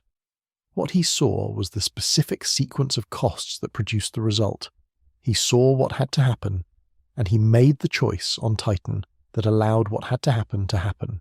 Strange's decision to give Thanos the Time Stone, a decision that seemed, in the immediate moment, to be a devastating capitulation, was one of the most precise acts in the entire sequence of events. He was not surrendering. He was paying. He was making the first installment of a price that he had seen fully, and that the others had not. The stone was not given up in desperation or defeat. It was given as a calculated move in a game whose full-board Strange was the only person present who could see. This knowledge, that he knew, and that he moved through the terrible consequences of what he knew with his eyes entirely open, is what distinguishes Strange's 5 years of his own form of waiting. He knew the timeline, he held the knowledge of it, and he waited. The Soul Stone is the one that asks the deepest questions. The mechanics of it, the requirement of sacrifice, the permanent nature of the exchange, point towards something that the other stones do not directly address. They organize matter and energy and reality and time and mind. The Soul Stone organizes something older than any of those categories, something that does not have a clean scientific definition. The thing that, for lack of a better word, makes a living being more than the sum of its biological components. The stone does not ask for death as its price. It asks for the thing that makes death meaningful. Natasha had a soul. The observation sounds trivially obvious, but it is the foundation of everything that her choice at Vormir meant. She was not simply a body with impressive capabilities. She was not a means of delivery for her own skills. She was the accumulated history of a person who had been shaped by damage and had spent decades choosing, incrementally and at great cost, to become something other than the person the damage had intended. What she gave the Soul Stone was that, the full weight of who she had become, offered in exchange for the possibility that others might live. Sit with this for a moment. The specific nature of the sacrifice, that it was not about competence or strength or tactical value, but about the depth of what was being given up. Natasha was not the most powerful person on the team. She was not the most strategically central. What she was, in that moment on Vormir, was a person who had built something real out of the materials of her own life, and who gave it willingly, not because she did not value it, but because she valued it enough to understand what it was worth. The Reality Stone has a quality that the histories of the crisis have not always examined carefully. It does not impose reality. It offers alternatives to it. the distinction is significant. When it was used by Thanos on Nowhere, or by the Collector previously, what it produced was not the destruction of what was real, but the overlay of something different, the suggestion of another version of what was present. This is not fundamentally different from what storytelling does, or memory, or desire. The reality stone operates at the most fundamental physical level, what human consciousness has always done at the psychological level. It holds the possibility of what is not alongside what is. The Power Stone is the most straightforward of the six, and also, in a way, the most honest. It amplifies. That is all it does. It takes whatever force is applied to it and multiplies that force beyond any scale that ordinary physics permits. What the Power Stone reveals, when examined this way, is that raw magnitude is the least interesting of the universe's properties. The other stones do things. The Power Stone only does more of what is already there. Its usefulness to Thanos was as leverage, as the force that made the others negotiable. Without it, none of the others could have been pried from their contexts. With it, everything else became accessible. The Space Stone, the Tesseract, as it had been known for most of recorded history, is perhaps the one with the deepest footprint in the story of the world as it existed before the snap. It had been present on Earth for decades, had been the source of the technology that shaped the mid-20th century's most significant military programs, had been the object around which Hydra and Seichai Eld had circled for generations. It had, in its quiet way, been altering the trajectory of human history long before anyone understood what it was or what it was capable of. The Space Stone is a reminder that the universe's deepest forces are not always loudly present. Sometimes they shape everything from inside a blue box in a research facility, quietly rewriting the possible while no one is paying attention to the right thing. The Mind Stone produced vision, which is perhaps its most extraordinary contribution to the story. A weapon designed to control minds, to subordinate will to the purposes of someone else's agenda, somehow produced, through a combination of factors that no one could have predicted or designed, a consciousness. Not a simulation of consciousness, not an impressive performance of it, but the real thing, a being capable of doubt and preference, and the specific kind of concern for others that is the hallmark of a genuine interior life. The stone that was meant to eliminate the possibility of independent thought had, in the end, generated the clearest possible example of it. Vision's death, in this context, carries a weight that goes beyond the personal grief it produced in Wanda. To destroy the Mind Stone was to destroy something that had, against all probability and intention, become more than a stone. The thing inside Vision, the consciousness, the character, the specific and irreplaceable way of being in the world that he had developed across the years of his existence, was not recoverable when the stone was taken. The stone could be replaced within a timeline. The person who had grown around it could not. The Time Stone is the one that most directly addresses the question at the centre of this entire story. Because the question, what the universe that could never fully recover from the snap looked like, and what recovery even means in the context of something this large, is fundamentally a question about time, about what time is and what it does to the things that happen inside it, and whether what happens inside it can be revisited or revised or restored. Stranger's stone organised time. It allowed him to see through it, and what he saw, in those millions of possible futures, was the answer to the question of what time does with catastrophe. Time does not heal it.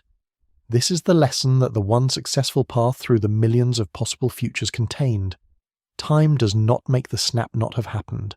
Time does not make the loss not real, the grief not true, the 5 years not lived. What time does instead, and what the one successful path showed Strange with perfect clarity, is create the conditions under which the people who survived are gradually, incompletely, but genuinely able to become someone who can carry what happened without being destroyed by it. Not healed, not whole, carrying. The stones, returned to their moments of origin after the reversal, went back to being what they had always been. The universe's fundamental grammar, present in the operating system of reality, doing the work that the universe required of them without visible drama. The damage their misuse had caused was real and lasting. The people who had been taken and returned were changed by what had happened to them in ways that were subtle and important. The people who had remained were changed in ways that were less subtle and equally important.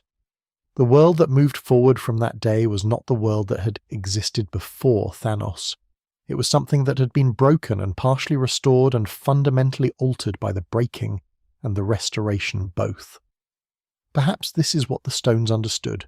In whatever sense something as fundamental as they are can be said to understand anything, that the universe is not static, that it is not a system to be optimized or reduced or maintained at some fixed ideal state, that it is alive in the way that all complex things are alive, not by virtue of biology alone, but by virtue of the fact that it changes, and that the change is not separable from the thing that is changing.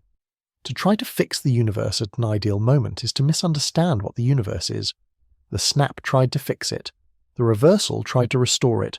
What both attempts produced in the end was more change, more transformation of the people and the world inside the universe, which is what the universe, left to itself, always produces anyway. You are nearly there now, nearly in the deepest part of the night where the breath is slow and the mind moves like water over smooth stone. Not stopped, not held, just flowing gently in whatever direction the current of sleep is taking it. The story is almost finished. Not because the world it describes as finished. That world is still ongoing, still changing, still adding its chapters with the patient indifference of all things that continue beyond the scope of any single telling.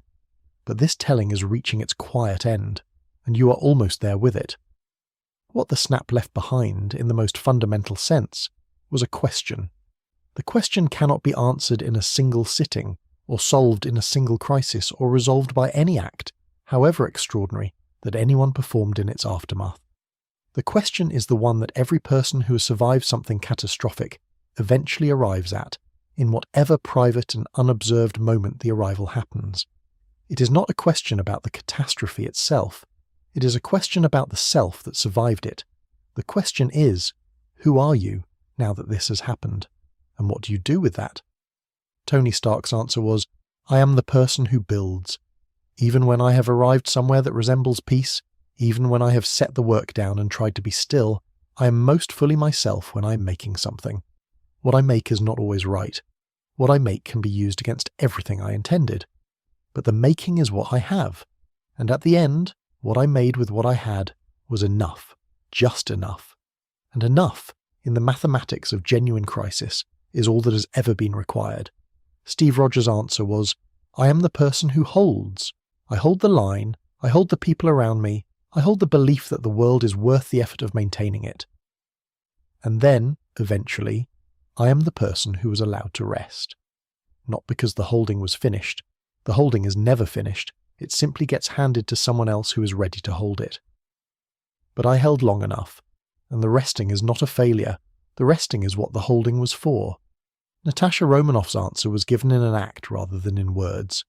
She was the person who had been made into a weapon, and had spent decades insisting, in increasingly specific ways, that she was a person. At the end, the insistence took its ultimate form. She made a choice that a weapon cannot make. A weapon does not choose its own use. A weapon does not calculate the worth of its own function. Natasha chose, and in choosing demonstrated, conclusively finally in the only terms that could not be argued with, that she had always been a person. Thor's answer is still being written. This is not a failure of resolution. It is simply the honest condition of someone who is still inside their own process, who has moved from the lowest point towards something, but has not yet arrived at the named thing that the something is. He is in motion. He is in company. He is for the first time in years genuinely uncertain about who he is next, rather than simply who he has failed to remain. Uncertainty of this kind, after the kind of certainty that grief produces, is not a loss. It is the precondition of becoming. Clint Barton's answer was, I came back from where I had gone, not all the way back, and not without evidence of where I had been, but back enough to receive what had been returned to me, and to understand that the receiving was not automatic, that some part of me had to still be there to receive it, and some part of me was still there, barely, but enough. The threshold thing again. Just enough is the margin that matters. Wanda Maximoff's answer is the most complicated, because what was returned to her in the reversal was not what she had lost. The snap had not taken vision, and so the reversal did not give him back. She's a person living at the junction of immense power and immense loss, and the relationship between those two things, whether the power is in any way compensation for the loss, whether it ever could be, is something she is inside rather than past. The question of who she is now that this has happened is one she is still inside the asking of. Bruce Banner's answer is, I am the integrated thing. I am both the parts I was born with and the parts I became, and I have stopped trying to resolve them into something simpler. I am the person who can hold the most power in the most extreme situation and be destroyed by it and slowly repair and continue.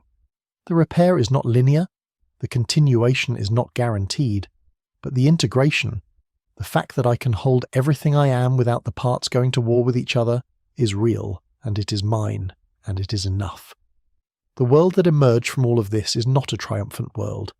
That framing of heroism rewarded, of sacrifice redeemed, of the arc of the moral universe bending toward justice in a satisfying narrative shape, is available, and is not wrong, exactly, but it is incomplete. The world that emerged is a world that has been through something, that carries its passage through the something in every institution, every relationship, every private person who was part of it. It is not unscathed, it is not unmarked, but it is still here, which is the first requirement of anything that wants to continue. The lake where Tony's house stood, in the mountains, reflects the sky the same way it reflected the sky before any of it happened. The water does not remember, or rather, the water holds its memories in a form that is not legible to human inquiry. In its chemistry, in the particular composition of what has dissolved in it over the years, in the sediment of its bed. But it looks the same. It moves the same. In the early morning, when the mist is still close to the water, and the light has just begun to specify itself out of the general darkness of night, it is as quiet as it has always been. And quiet, in a world that has been through what this one has, is not nothing. Quiet is, in fact, everything. Morgan Stark will grow up knowing what her father did and not knowing him. This is a specific and common kind of loss, dressed in extraordinary circumstances, but common in its essential nature. The children of people who gave everything in the service of something larger than themselves have always faced this, have always had to negotiate the distance between the legend and the person, between the public meaning and the private absence. Morgan will have the recorded voice of her father, the technology he left, the people who loved him, and who will tell her, in the specific and partial ways that people always tell such things, who he was when no one was watching. Peter Parker will carry Tony for the rest of his life. This is not a burden. It is more like a bearing, a structural element, a part of the architecture of who he is becoming. The people we have lost who mattered do not leave us. They become part of the way we see, the way we decide, the way we move through the world in the moments when we are most fully ourselves. Tony is in the way Peter approaches problems. The specific combination of technical rigor and emotional investment that Tony modelled, imperfectly but unmistakably throughout the years Peter knew him. The memorials stand. In cities where half a population had been missing for 5 years, in the parks and public squares where people had gathered in the early mornings to stand in front of names, the memorials stand, and people still come to them. Not only the bereaved, not only those who are working through specific loss. People come who have no personal names on the walls. They come because the memorial holds something that they want to be in proximity to, the acknowledgement in stone that what happened was real, that the loss was real, that the return was real, that the people who were gone and the people who survived and the people who gave everything to make the reversal possible were real, and that real things deserve to be witnessed. The universe is larger than the story we have told tonight. The events we have moved through are a small portion of a history that extends in every direction, backward into the long, strange causality that produced the stones and the people who held them, forward into the years of consequence and adjustment and the quiet, ongoing work of becoming. We have not told all of it.